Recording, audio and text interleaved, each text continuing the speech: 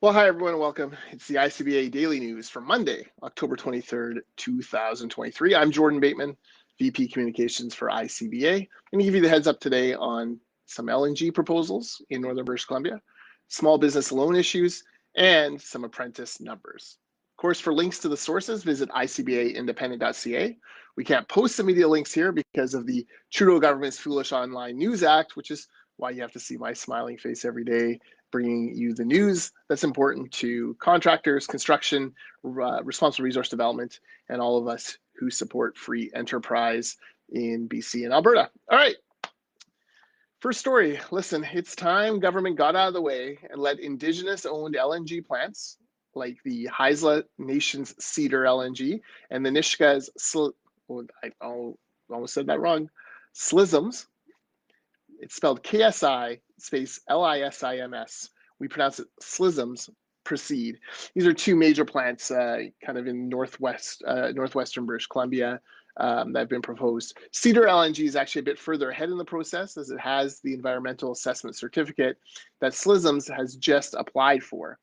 Now, Slissims promises the lowest greenhouse gas emissions intensity of any LNG export facility in the world, and they say they would be net zero by 2030.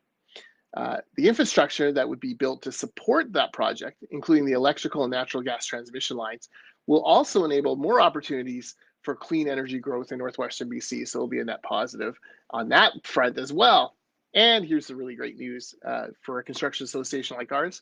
It would create jobs for more than 600 construction workers and another 150 operations workers. ICBA for years has been pushing to get to yes on more liquefied natural gas, LNG projects. They're great for British Columbia. They're great for Canada. We need these projects to go forward, and we're hopeful that both Cedar and Slissims gets the approvals they need in order to proceed. All right, turning to some federal news. Alberta's Danielle Smith and British Columbia's David Eby, they don't agree on much, but they agree on this. Along with every other premier in the country, they have signed a letter asking the federal government to extend the time that small businesses have to pay back their Canada Emergency Business Account loans. Now, these were the loans that came out during COVID when government shut down a bunch of, a huge chunk of the economy in order to try to stem the tide of the pandemic. The businesses, small businesses were able to take out loans that were interest-free, but now they're due January 18th, although you can get a 2-month extension if you jump through a bunch of hoops. Now, as our friends at the Canadian Federation of Independent Business, and to their credit, CFIB has been doing a magnificent work on this, advocating for more time for these. But listen to what they report. Quote, in less than 3 months, small business owners will lose the forgivable portion of the CEBA loan unless they have the money to repay it by January 18th, 2024. This will increase their total debt by up to 50%. So this is a big crunch coming. This is the kind of thing that's going to put people out of business, people out of work. It's going to close some of your favorite shops and restaurants and things that you rely on. Federal government needs to listen to the premiers, to CFIB, and to the voice of the small business owners. Give them a chance.